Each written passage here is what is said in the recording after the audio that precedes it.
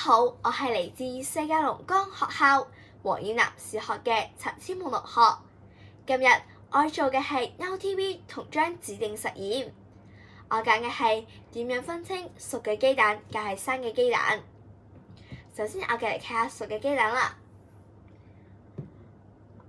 我哋將雞蛋旋轉，然後輕輕按住佢，我哋就可以睇到呢個雞蛋係唔喐噶啦。我哋再睇下生嘅雞蛋啦，同樣我哋都係旋轉，然後輕輕按住佢，我哋睇到呢個雞蛋仲喺度旋轉緊喎。究竟呢個係咩原理呢？其實咧喺入邊嘅流體同埋外殼咧係分開移動，所以當我哋轉動雞蛋嘅時候，佢內部嘅動量同埋外部嘅動量唔一樣，所以咧當我哋按住佢，佢就會繼續轉啦。而熟咗嘅雞蛋就唔一樣啦，佢外部同埋內部係熟咗，已經融為一體啦，所以咧動量係一樣嘅。我今次嘅分享就到呢度啦，多謝大家。